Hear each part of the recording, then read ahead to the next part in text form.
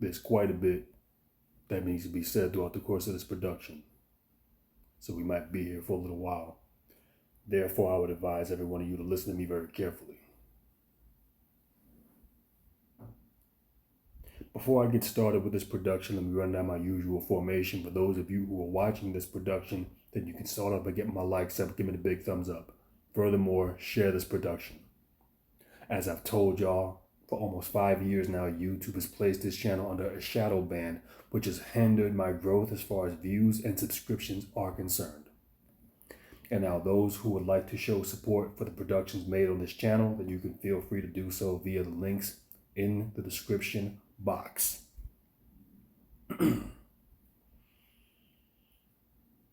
Now you see the screenshot on your screen. And some of you might not know who this individual is. This individual goes by the name of Evangelist Queen Okioma. I believe I said the name right. And there's a reason why I'm showing this particular image rather than my usual backdrop that I showcase in most of my productions. I would say sometime around a month ago, I came across a video that came up on my YouTube feed titled, "I Seen Biggie Smalls, the rapper Notorious B.I.G., who's been deceased for almost 3 decades now," stating that she had a vision where she saw Biggie Smalls burning in hell.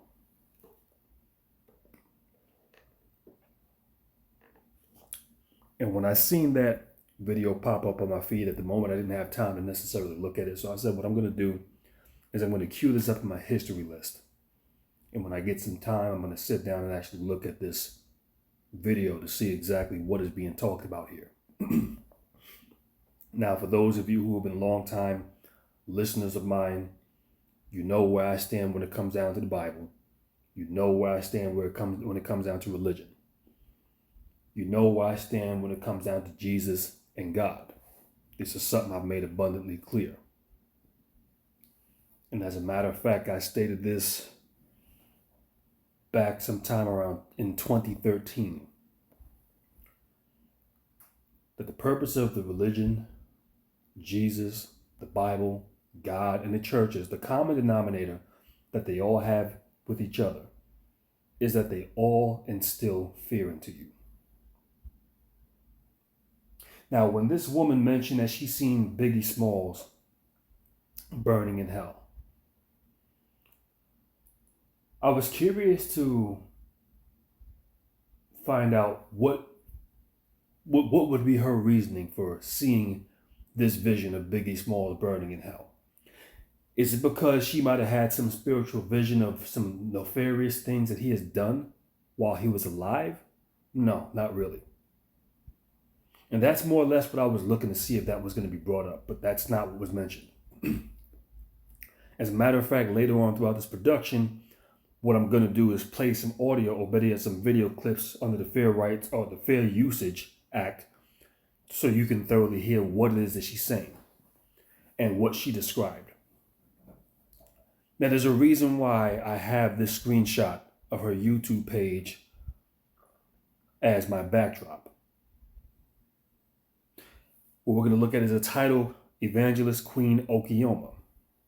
Now, that's very important right now, and I'm going to address that a little bit later on after I play some video clips of things that she actually talks about. And the reason I want y'all to thoroughly hone in on that name that she is using, because this is what's going to let you know. This is just, I tell you about looking out for patterns, okay?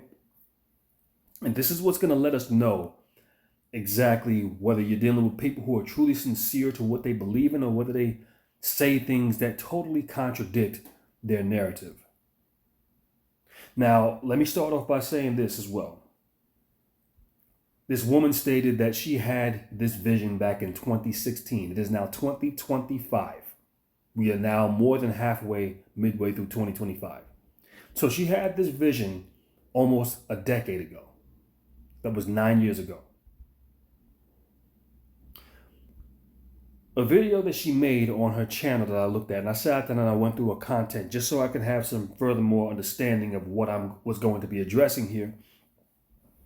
A video she did 2 years ago, so that would be 2023.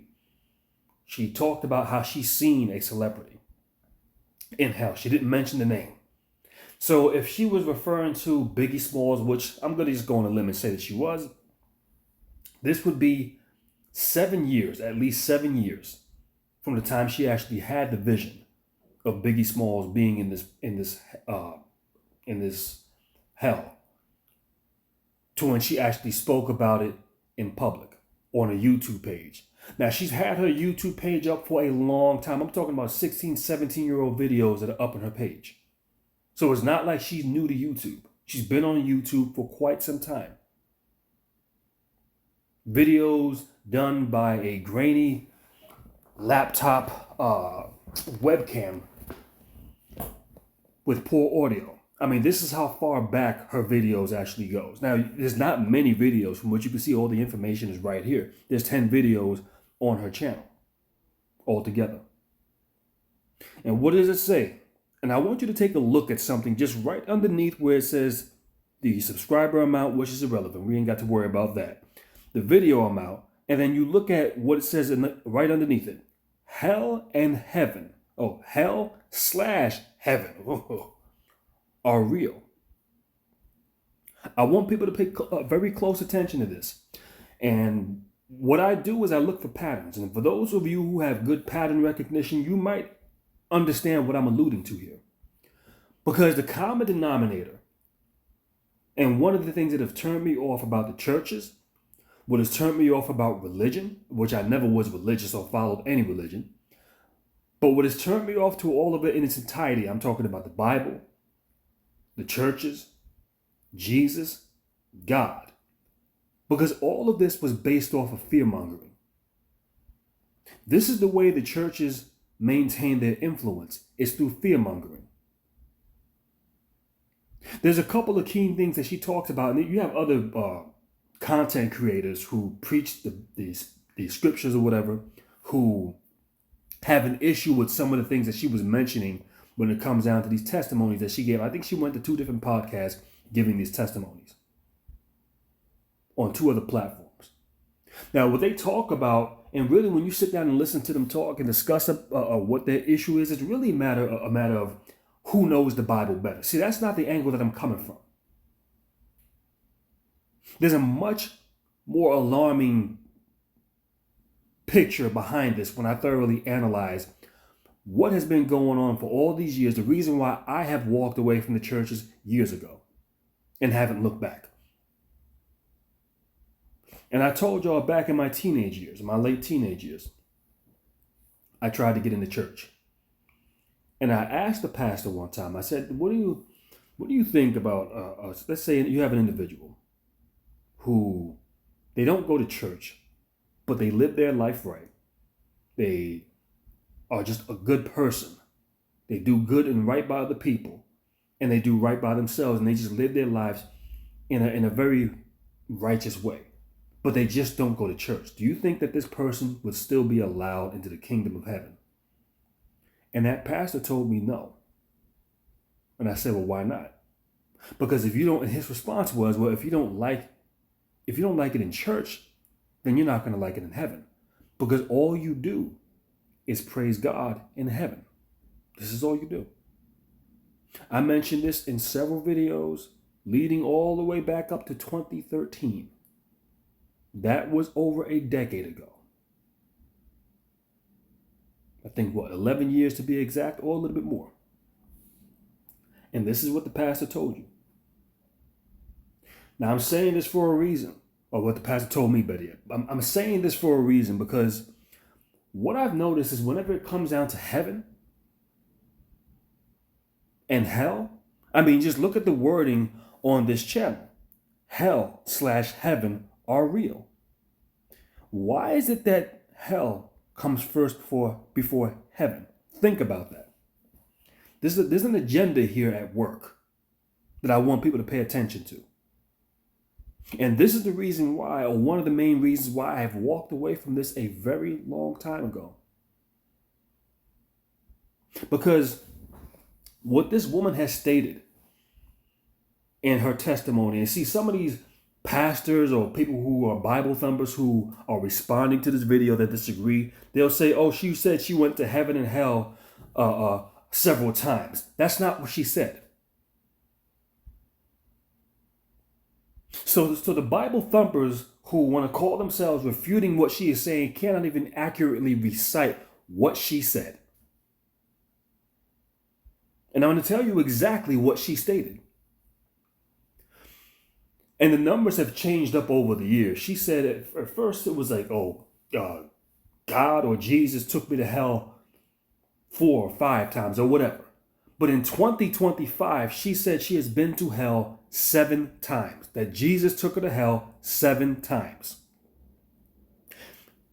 And the Lord brought her to heaven 1 time for 15 minutes only. I want y'all to notice what is the smaller denominator here. What is coming first? As you look at her YouTube page, what comes first? Hell is coming before heaven. There's also something else that we have to keep in mind right now, is that the black church is dying or is dead. It has lost its relevance. It has lost its usefulness. It does not hold the same influence that it once had. I mean, even where I'm at now, when I first moved here some years ago, it was almost every Sunday I would get these Jehovah's Witnesses knocking on my door, ringing my bell, trying to recruit me to get me to come into their churches. Now, on a couple of occasions, I've actually stood and had conversations with them and broke down the reasons as of why I would not waste my time attending their churches. And even some of the women that were there with these pastors, they kind of got quiet when I started breaking down my discernment and why I no longer wanted to even be a part of this. And it's almost as if they didn't want to come out and say it, but it was like they were kind of afraid that maybe what he is saying has some truth to it. But over the years, I've noticed that when it comes down to the Jehovah's Witnesses, they don't show up anymore. It's not to say that you won't see them on a Sunday. You might see them standing on a street corner, but they're not really even trying to. Usually they will be more aggressive in their approach. I don't even see them doing that. They'll just stand there and kind of leave it to you to come to them. They don't go out their way like they used to, is what I will say. So the churches are losing relevance. The black church has lost its relevance. And it's probably safe to say about churches around this nation are not holding the same influence that they once held.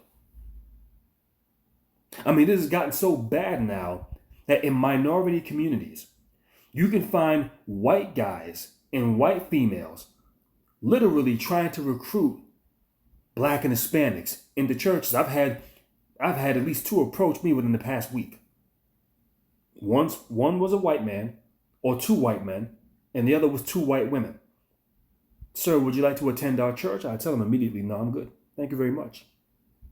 I mean, I'm to a point now, I don't even waste my time giving a reason. They just, no, I'm good. To the point where somebody tries to approach me a couple of years ago. I had some black man over there by Coney Island. I was over there in the boardwalk. Just taking a little walk in Coney. I'm typically never in Brooklyn, but this particular day I happened to find myself in Brooklyn, New York City. The black man approached me and said, hey, have you ever heard about God the Mother? The moment he said this, I said, let's do it. I'm good. I don't even want to waste my time hearing anything about this. I'm good. Because it has gotten so ridiculous, the nonsense and level of foolishness that goes on in these churches. There's really nothing that you have for me that I even want to waste my time entertaining or debating. I'm to the point where I kind of grew out of the debating phase. I don't care to do it anymore. I know what I know. You can't convince me otherwise because you have nothing to convince me with. Which leads me back to the black church. Why is it that when we listen to certain things, when it comes down to heaven and hell, that's the way it should be worded if anybody's going to reference it. But no, she distinctively made it a conscious effort to place hell before heaven. That's what she did. Because she wants you to know that hell and heaven are real. Not that God is real, not Jesus Christ is real. I mean, after all, this is the one that you're worshiping and giving your life to, after all. But she made sure to put the realm of where Satan lies, according to what y'all believe in now, that came first before heaven. And if there's any particular order in which this should work, it should be God, Jesus, then heaven. And even if she felt the need to place hell, that should be at the very bottom. She didn't do that.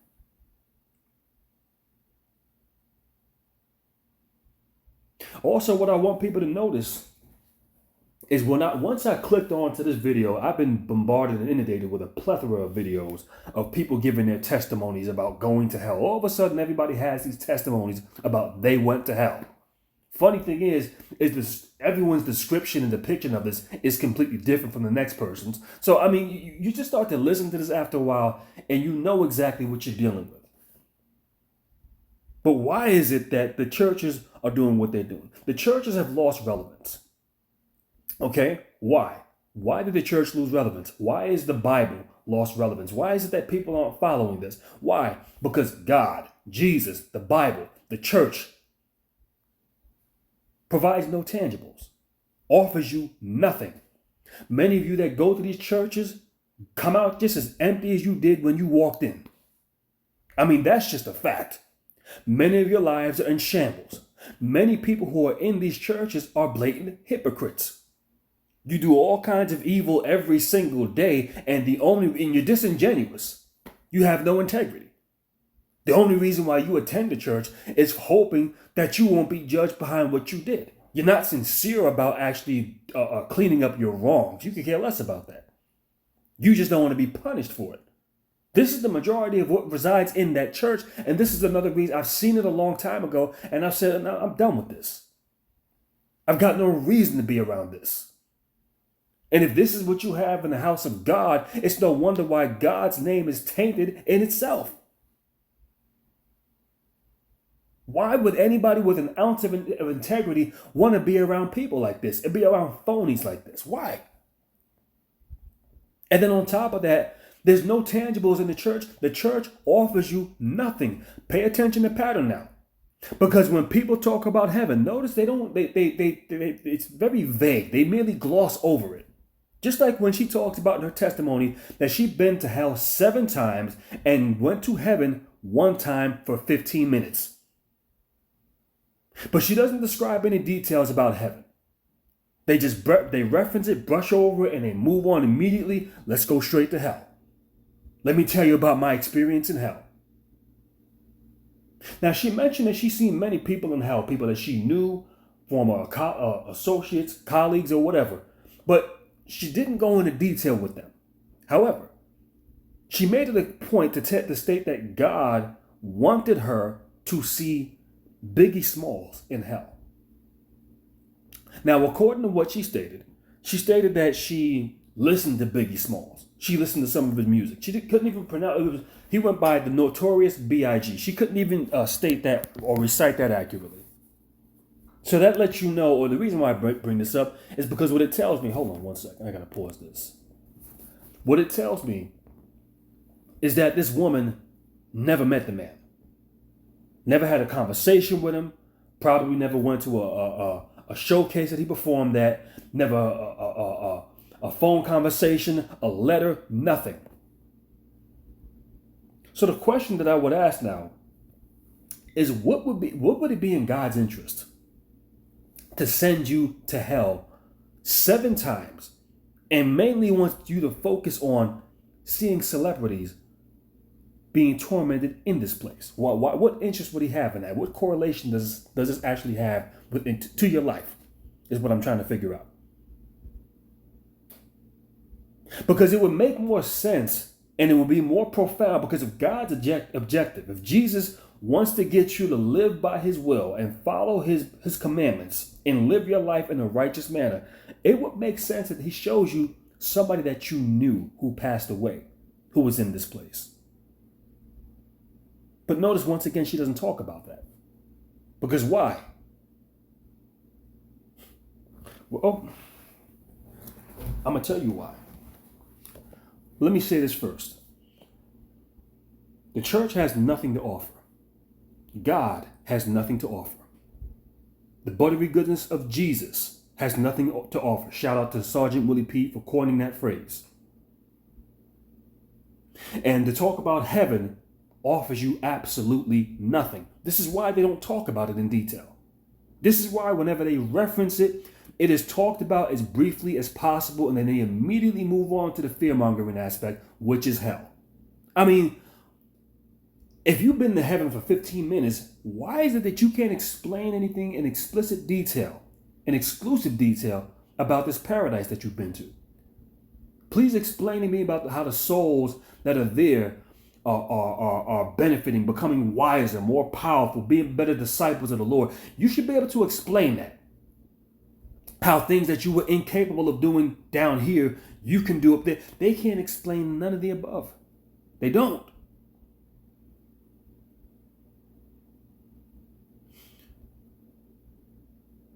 However, they can explain to you about hell. I mean, just think about it for an example. Let's just reference or place us on a similar scenario of what she stated. You're looking at moving from where you're at, and you are looking at one area that's very nice. The building is nice. The apartment is beautiful. The neighborhood is beautiful. It has everything that you want in it. Safe, clean, quiet. And then you have another neighborhood where the building is a ran down, dilapidated building. The neighborhood is filled with crime, drugs, criminality. Everything that you could think of that's unwanted is in that neighborhood. The building is riddled with roaches, rats, has lack of service, dirty as all hell. But you've been to the one place that you want to move to in a good community one time for 15 minutes only. And you looked at the apartment and looked at the neighbor. But you mainly looked at the apartment. Then you went to this other neighborhood that you do not care to be in 7 times, and nobody knows how long that you've been there for. Now, of course, you're going to have explicit details about the neighborhood that you don't want to be in, but the neighborhood that you want to go to, after all, that's where your interest and your heart is set for. So shouldn't you have noticed explicit details about what it is that you like about this neighborhood?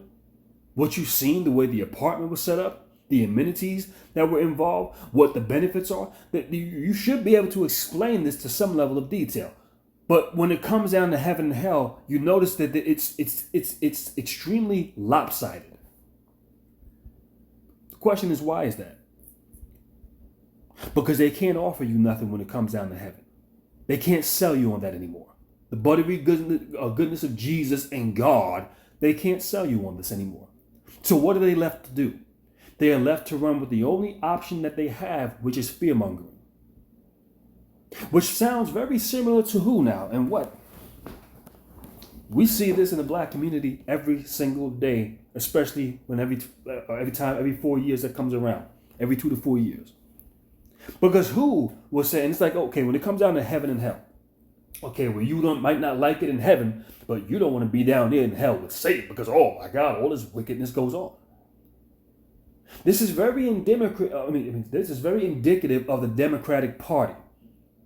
When you ask them as black people, okay, what are you going to do for our community? They tell you, well, we ain't going to do nothing for you. But listen, you much rather have us in office, because if those Republicans get in there, are you going to be through? If that Trump get back in office, it's finished for you black people. And yet here we are in another presidential election of Donald Trump. And we're still here. Doesn't this sound all too familiar? Because the Democratic Party has nothing to offer black people. So the only thing that they can do is say, well, if you don't vote for us, it's going to be nothing but doom and gloom. Doesn't this sound very similar? And then the Bible runs with the same reference points, just with something slightly different. And then y'all wonder why people have walked away from the churches altogether. You wonder why you're creating more and more atheists every single day with nonsense like this. You wonder why people say, hey, I'd rather just be a non-believer before I follow that. Once again, they have nothing that they can offer you when it comes down to heaven. This is why they don't talk about it in any explicit detail. The only thing that they can offer you is doom and gloom. And it's crazy because you sit back and listen to the gory details of what this woman describes and many other people and what they describe in hell. All right.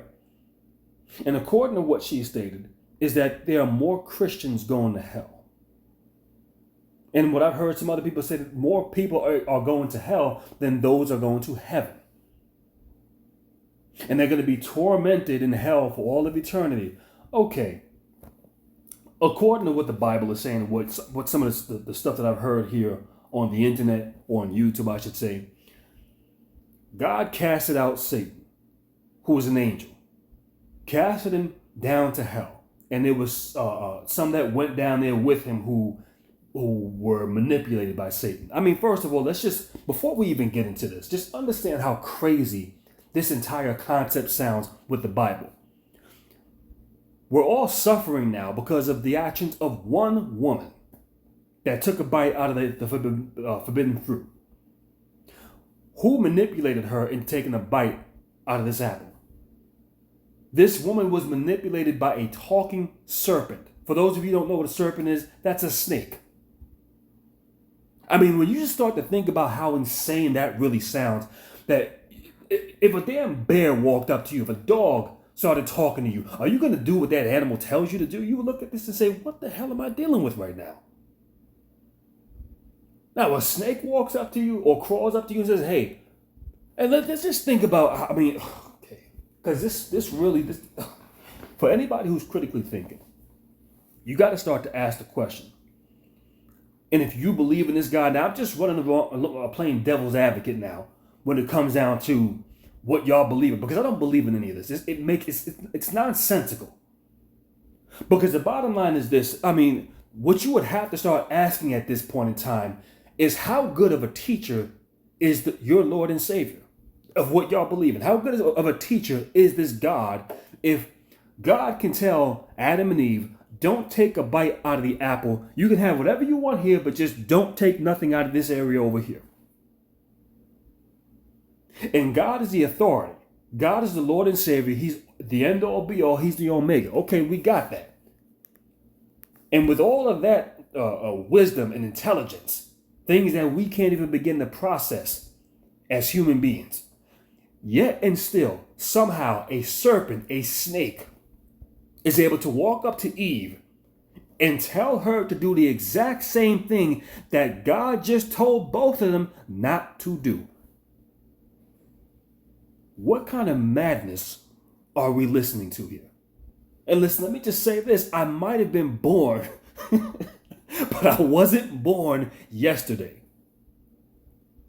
But these are the stories that they've come up with and they have sold to people countless times, and people run with this and don't start to question that this is insane, that a woman would listen to a snake over God. That makes no sense. That's insane. And then just think about the strategy. If more people are going to hell than heaven, then the question is, how influential is your God? How good of a teacher is your God? Because that's a high turnover rate if you think about it. It's just like if you take a company that looks to bring in employees and has to qualify these employees before they can actually go out there and do the job. Now, what many of y'all don't know about, and I'm going to just briefly touch base on this, is a lot of these companies that do this are federally funded. They're taxpayer funded. So they don't actually have to turn a profit. In many cases, they don't turn a profit. So they can hire a group of 10, 15, 25, and less than half make it through the training process. And guess what? They say, okay, that's good for us. We need more dollars, more federal funding, and we hire more people, and that's it. And we'll go through the same process all over again. But if you operated like that, with a mom and pop shop, with your own personal business where you're not federally funded and what you actually produce is the profit that you actually receive, if you operated like that, you would have no business. You'd be in bankruptcy. You would be at a deficit. So the question is, what I'm blatantly trying to describe is, when you operate like this, that's not a good sign. That's not a good outcome. So if God's goal is to get people to come to heaven and more people are going to hell, As far as I'm concerned, that's not a good outlook. And see, according to what these religious zealots are saying and all of these false prophets that get out here and they start espousing, well, God is, I seen this vision and so is being tortured in hell. And okay, all right. My question to y'all is this. What was the reason why Satan? And I'm just asking questions. I'm not, because let me just make this perfectly clear. I have never read that Bible front and back. I don't care to do so. I have no vested interest in Satan. I have no vested interest in Jesus. I have no vested interest in God. What brings me to dissect these stories is when I listen to the talking points and how manipulative they are and where these people are intentionally misleading the masses. And this is a thinking man's game. And a lot of you better start thinking your way through this. Because in many cases, what these people are doing, they are trying to justify your suffering and get you to justify it as well. When you wonder how a handful of sick, wicked people can control the masses, herd them like sheep. This is what they refer to you as in the Bible: sheep, herd, animals. Like, God damn it, the last time I checked, I ain't no fucking sheep, and I don't appreciate being referred to as one. I am a man. And please acknowledge me as such when you see that. Let me rephrase it. I am a black man who needs to be acknowledged as such when you see me. Do not refer to me as a goddamn sheep. Do not refer to me or compare me to some fucking animal, because I'm not. Excuse my language. I wasn't supposed to curse. I got a little hyped up here. Oh, I was going to leave this one without cursing. I messed that up. I got pretty far down the lines though. But anyhow. All right. Like I said, this is a thinking man's game. And the question that I would ask, when God is casting off all of these people into hell, and according to what y'all are saying, in my opinion, these are stupid reasons to be sending people to hell. Somebody didn't believe in God. You died and you didn't believe before you're going to hell. Oh, you didn't repent 10 times a day, you're going to hell. Oh, you didn't know my name, you're going to hell. These are extreme. I mean, they diametrically oppose one another. This is to an extreme. To send somebody to hell because they didn't know or didn't believe, or they were just simply trying to get through life, which is hard enough in itself. That's what you're going to do. Okay, and if that's the question, then I say this. What was Satan's purpose? Why was he kicked out of heaven? Was he rebelling against God? This is what y'all say. He was rebelling against God. So we have to conclude, if he's rebelling against God or was doing so while he was in heaven, that he wants to overthrow God. But no, what y'all say is this: with all the souls that God has been feeding Satan, he just has all of these demons sitting around beating and torturing, and according to this Okiyama woman, is raping women and cutting people up and doing all kinds of craziness. This is what she stated. And I'm trying to figure out, okay, first of all, how many angels got casted off into hell along with Satan? And according to what she's saying, that billions of people are in hell. So how many demons are there to torment all of these damn people? It sounds like the ratio of people that are there compared to demons just doesn't add up. So where are all the goddamn demons coming from to torture all of these damn people? Who were these demons? That's the next question. But okay, I might be going a little bit too far into it for you. But let me just make this perfectly clear. How many of you have seen the movie End of Days, right? Where Arnold Schwarzenegger was going up against the devil. And the devil came back as a man. It took over a man's body. And how did the devil approach Arnold Schwarzenegger? Was the devil trying to torture his soul and beat him and whip him? No. The devil came to him and said, listen, I'm not here to cause you pain. You see your family that you lost? I didn't do that. That was God. You see, if you come and join me, I'll put you in a high-ranking position and I will give you your family back. It'll be as almost as if they never left. Join me. Join forces. What did he want Arnold Schwarzenegger to join forces for? To do what?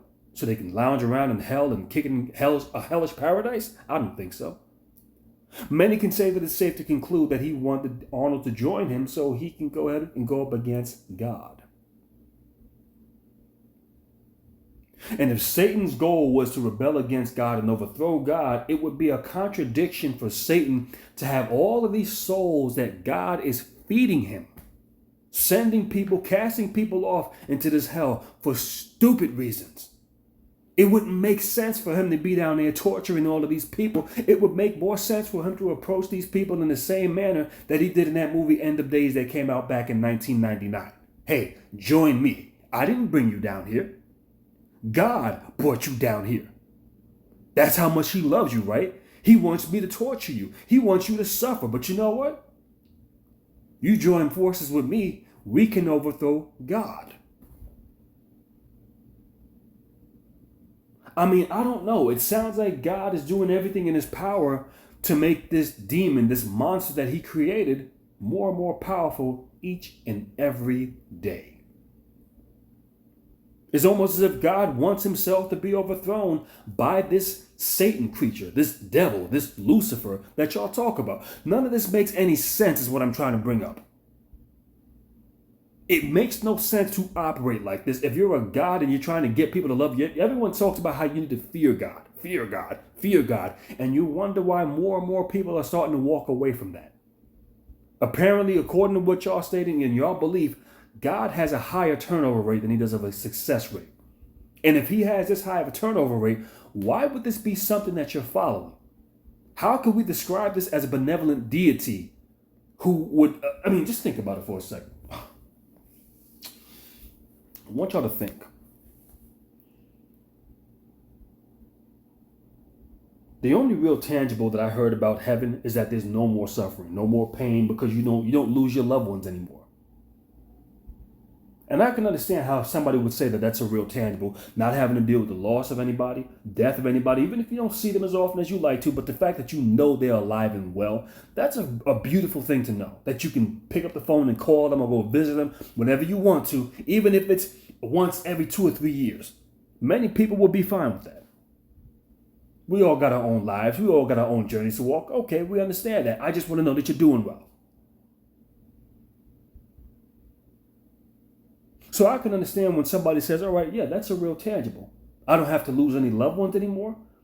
But how good is it of a tangible, according to what y'all are saying now, which contradicts everything about the Bible? It is just complete nonsense. How could this be a real tangible if you're in the pearly gates of heaven and your loved one or loved ones are being casted off into hell to burn in all of hell's flames, to suffer for all of eternity? How would that make you feel? You passed away and now God brought you up into the kingdom of heaven, and sometime after that, your spouse passes away, and you're thinking you're going to be reunited with your spouse, or let's say your mother, your father, close family members, close friends, and instead you're not reunited with them. You come to find out, or you see them in this hellish existence, burning and being tortured and having the most horrific, inhumane things done imaginable to these people. And then you look at God and say, God, why is my spouse in this place? And it's not because your spouse actually did anything horrific. Your spouse never repented. Your spouse didn't come to me. Your spouse did not accept me as their Lord and Savior. Well, listen, God, can we please do something about that? Please, can we just get my loved one out of there? I can't stand the fact. Is there anything that I can do? No, I'm sorry. I can't do anything. What's done is done. They are down there for all of eternity. They are suffering for all of whatever. What would you think about that God at that point in time? And no matter how much you plead, beg, try to reason with God and say, hey, please, can we do something? Can we, anything? Just give him another chance. Listen, anything. And God is just telling you no. Let's just use a more lighter example, right? Because this is stuff that I've seen before. I've been on buses. And as I'm riding the bus pulls into a stop, right? Opens the doors. People get on, people get off the bus, closes the door. And then usually what you're going to see is they close the door and start going, you start hearing, back door, back door. Y'all seen the videos all over social media. This happens all the damn time. It's been going on for many years. And you get somebody yelling, back door, driver, back door, back door. And when the driver says, no, I can't. Can I get out over here? I missed bus stop. I'm sorry, no, we're not at the bus stop. I can't let you out. Yo, fuck you, driver. And what happens? They get irate. These people become infuriated. In certain cases, they assault the driver. Hell, in North Carolina, you have a video that went on where a guy was asking to get off the bus, and since the driver was like, no, we're not at the stop, I can't let you off, the guy pulls out a gun. Now, the ending of the conclusion of that video is to come to find out the driver had one himself and lit his ass up. But the point that I'm making is most people are not forgiving when it comes down to a simple situation like this. It's your fault because you weren't paying attention. You didn't get off the bus when the doors were open. And now that the bus started moving, now you want to come blame the driver when he's telling you, listen, I can't stop this bus. We're not at the bus stop. I'm not about to get in trouble for you. Here you are, ready to fight the driver. That's over something pedestal, over something minute. Now imagine you're sitting in the gates of heaven. And you're in this beautiful paradise. And you're waiting to be reunited with your loved one, your spouse, your significant other, or whoever. Maybe it's a close friend or family member. And then come to find out when their time passes, you realize, well, why don't I see my loved one up here? And God is telling you because they're in hell. And gives you a vision of this person that you love and care so much. You ask, why is this person in hell? And the only thing God can tell you is this person said they did not need me. Like, wait a second, that's all they did? Come on, can we do something about this? Can we correct this? Let me talk to them. Can we do something? God says, no. What's done is done. It's too late. He didn't come to me, or they didn't come to me before they died, and now they were judged, and that's where they're at for all of eternity. What would you think? You see, at the end of the day, I'm just simply trying to get y'all to think. Because everything that I've heard thus far about this God, this religion, this deity, this is demonic thinking. The very same God that y'all say is so benevolent and so loving, this sounds like nothing more to me but a goddamn devil in disguise. And a lot of y'all need to think about that, because a lot of y'all are secretly worshiping a devil. You are being manipulated into worshiping a devil. Now, I don't believe in one God. I've never. It just doesn't make any goddamn sense. I've claimed I don't know what's out there, and I don't claim to know how it works. But let's just say that there is this powerful God that's all knowing, all loving, and all care, or just say all power, all knowing, all everything. The Omega. From the petty stuff that y'all describe about this God, this deity, are the feeble, weak emotions of a human being. That's what y'all describe. I can't picture something with this type of power being envious over a feeble human being. I just can't see that. Why would this thing care to have you sitting around worshiping it 24/7? Why would it care? Like, listen, I created everything. The universe. I mean, that goes beyond anybody's comprehension. You think this thing actually gives a damn about what you think? That God is a jealous God? All of this foolishness, silly talk that y'all have ran into the ground over the years, and yet y'all sit back and y'all wonder why the churches have lost momentum. Because you're offering absolutely nothing. And when I start to play these video clips, as a matter of fact, I'm probably going to do it in a separate video. I don't know. But when I start to play these video clips, one of the things that this woman mentioned is that, well, people need to tithe. It's a part of God's commandments. Why does God need your money? Why? None of this makes any sense. But this is what they're trying to convince you of. And let me tell y'all something. It is this level of foolishness that y'all have been running with for so many years that people, the younger generation, is now becoming fed up with it. This is why your churches don't hold the same weight that they once did. This is why you got Bibles sitting on people's shelves collecting dust that barely ever or even ever get opened and read at all. You can't continue to present scenarios of doom and gloom. People have enough hardships and struggle to deal with while they're here.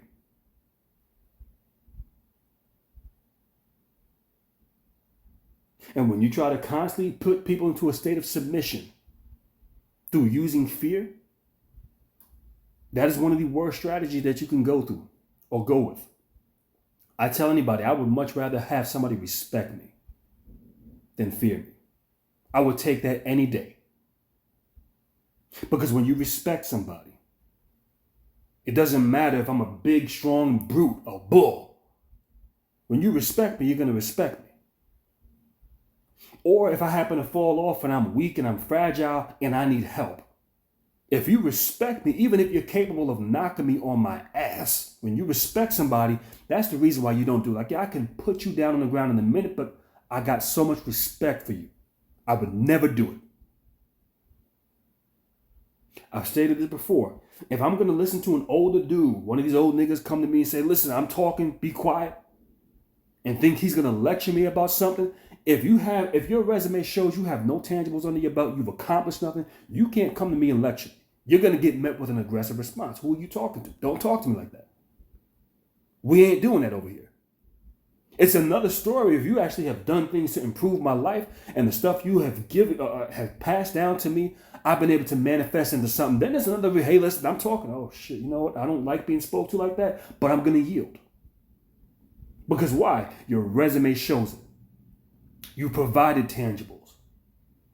You're not about just talking, you actually back it. Yeah, that's a reason for me to stay quiet. I'm not going to yield to somebody who has offered nothing but somehow wants to act as if they are even remotely an authority figure over me. It's not happening. And it's the same thing when it comes down to any other situation. When somebody respects you, they'll have your back even when you're not at your best. But when they fear you, you better hope that you're always at your best. Because the moment they think they can overthrow you and that fear wears off, it's a wrap for you. And I'll be damned if this is not exactly the fate of what's happening to these churches right now. Y'all have done this to yourselves by preaching these silly, goofy doctrines of trying to keep people into this perpetual state of fear, of hell, and burning in it. I mean, this woman, just the foolishness she has gone into to try to fearmonger people. She starts talking in technical terms as she starts describing things. The way, what she's seen, heights and distances and sizes and all of this other stuff. She talks about hell's flames and how they're 20,000 times hotter than the flames here on earth. When you start hearing things of this nature, you got to really question why that is. I mean, how hot does a flame have to be in order to burn you? What temperature do you think you need in order for something to burn you pretty badly? Can anybody take a guess? Well, for the most part, the code for operating hot water in the water domestic system, as far as drinking purposes, is typically around 125 to 130 degrees Fahrenheit. And those temperatures can still burn you. It won't give you the worst type of burn, but it can still burn you nonetheless. Now, how much hotter do you think that water needs to be in order to severely burn you? Peel your skin off. Anybody take a guess? I'll give you a number because I've seen it happen. 150 degrees Fahrenheit. All right?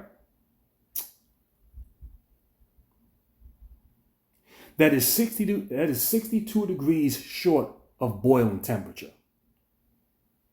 That's a pretty big gap. And yet 150 degrees Fahrenheit, if on your skin long enough, will melt your skin right off the bone.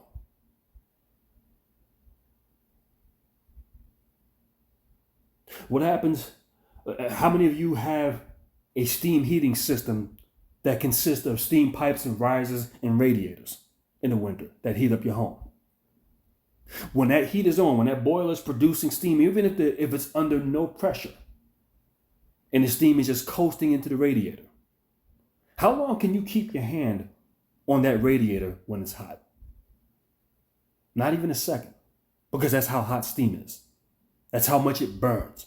It's only 112 degrees at that point, but it's still, you can't even keep your hand on that radiator for a second. I'm bringing this up for a reason, because It doesn't take something hotter than lava to put you through excruciating pain. You got people who live through fires, and you can see that they got burned faces or parts of their body that has been severely burned. These aren't fires that are 12,000 degrees Fahrenheit. That's not what it is. Probably a flame or a fire under 500 degrees Fahrenheit. When someone is going this far out their way to emphasize on how hot something is, talking in the technical terms, and this is what she's going to state. And like I said, I don't know whether I'm going to do this in this video or I'm not, because this is getting kind of long. I'm at 50 minutes, or whether I'm going to do this in another production. She states the color of the flame denotes the intensity of the heat. I mean, these are technical terms. Who talks like this? When she talks about the vision that she's seen when it comes down to Biggie Smalls, she names the contraption and what was happening in this contraption as he was placed in it, and talks about different particular body parts that were being destroyed. I mean, it makes no sense when you hear something like this. Because if you were taken to hell, how would you be able to describe what it is that you're looking at? And I'm going to give you something briefly before I close this video out. Because what I'm trying to showcase to you is this is not authentic. This is not genuine. This is someone who's putting extra spice into a story in order to get you to believe what she's saying. Many years ago, when my godmother was alive, I would go visit her frequently. I would go to her building, go sit down, talk with her. And she was one who was a religious zealot, always talked about the Bible and Jesus is coming. She would always say this. She's been gone for quite a while now. I remember one time, or one of the complaints she had was about heat in her building. She would complain that it's cold and whatnot. And I remember when I used to go there years ago, all they did was send up heat. It would be like an oven in there. But toward her latter years, she would complain that heat was one of the issues. When she was younger, she mentioned how there was a point in time when she was in the basement. She went to the basement. She was trying to find the building superintendent. Didn't see him. So she wandered around the basement, didn't necessarily know where she was going, didn't know what she was looking at. And she said she walked into this room and seen this big thing. She said, "Oh my God, that must be the boiler." She said, "Child, it looked like the atomic bomb." I said, "So what did you see?" She said she could not describe in details what she was looking at. Now, if I walked into that boiler room and took a look at that machine, I would be able to describe every piece of equipment on that machine, from the burner to the vape stats to the pressure gauges to whether there's a zone valve, condensate tanks. I can describe that. Because why? I have experience in that field. I can talk into specifics. I can tell you what type of burner's on the damn thing, how many PSI it's operating at, the heat timer control system. I can tell you about that. Why? Because I have experience with that. But someone who has no experience with this walks into that boiler room and doesn't know what the hell they're looking at. She couldn't tell me what the burner was, the pressure control, the sight glass. She couldn't describe nothing. All she knew was she seen something that was large. It scared the hell out of her, and she left. That's what she told me. That's an authentic description. That's an authentic testimony is what I'm trying to tell you. And I'm going to bring this back up later on when I show, well, I'm not going to do it in this production. I will do it in another video, in a separate video. But when someone who's giving you an authentic description of what they've seen and they don't know what they're looking at, this is the first time you've been in this place ever. You've never seen nothing like this. You're not going to be able to describe what you're looking at. You're just going to say, okay, I seen this big thing and I don't know what it was. I think it was the boiler and I left. Okay, did you see components on it? I just seen a whole bunch of stuff, pipes all over the place. I don't know what I was looking at. So when you have Queen Okayoma sitting here describing what she's seen in hell, what kind of torture Biggie Smalls was going through, the device he was put in, and like I said, when I play this, it's all going to start making sense. And the way she's really emphasizing on bones and ligaments and tendons, breaking of and crushing of skulls. I mean, when you hear stuff like this, how would you know this? I mean, after all, you can't see this. And like I said, I'm going to more so elaborate on it when I play the video clips. But what I'm going to tell you now is everything that is being mentioned is a means of fear. Because what is it that she has to do? She has to emphasize on the gory details of hell. This is why she's bringing all of this stuff up. What correlation does Biggie Smalls actually have in relation to her life? None. You never spoke to the man. You never met the man. You never had wrote an email or exchanged letters with the man. You don't know the man. The most you knew was his music. But what was the reason why? It would make more legitimate sense for Jesus to show you people that you once knew in hell who are suffering there, because that would strike you more so to your core rather than a goddamn celebrity. The reason why they choose celebrities, and like I said, you click on one of these videos, you're going to find them all over the place. Why did this video randomly show up on my timeline? Why? Because like I told you, the black church is dead. They're losing momentum. And has she simply talked about a family member or somebody that she knew, a colleague, boss, or whoever, in this hell, burning and being tortured, guess what? It's not going to travel the same way. It doesn't reach as many ears. It doesn't go mainstream. But you talk about a celebrity, on the other hand, a Biggie Smalls. Everybody, a 5-year-old knows who Biggie Smalls is. Tupac Shakur, Michael Jackson. Even though these people have been dead for more than Michael Jackson, a little bit over a decade, but more, almost going on 3 decades now. Everyone knows who these individuals are. So when you mention this, yes, it has the intended effect to reach more people, and now you can instill that fear into them. And now you can describe the gory details and how gruesome it was, and the screams and all of this stuff that you heard and seen. But yet, you can't describe nothing in any explicit detail about heaven that you've been to for 15 minutes. I want y'all to think about that. I want y'all to think about what you are following. Because you have a lot of people that are going to come out here and claim to be prophets. And what they're really doing is misleading you. Pay very close attention to who you are listening to. Everything about God that is described out of that Bible, just understand that is a man-written book. And many people say, do you think people will tamper with God's words? People do all kinds of horrific things every single day. So it's obvious that there is no fear of God. Because if that were the case, then it would make more sense. If you want to talk about somebody well known, you have a lot of politicians who engage in wicked behavior, who are deceased now. But you don't see them in prison, in this jail. George Washington, Christopher Columbus, who were slave owners. No visions of them in jail. I mean, not in jail, in hell. No visions. And this is what starts to let you know what you are really dealing with. Because if this God wanted to really make examples, God has people that he can really say, okay, I will make an example out of this person here, who are known for committing horrific crimes.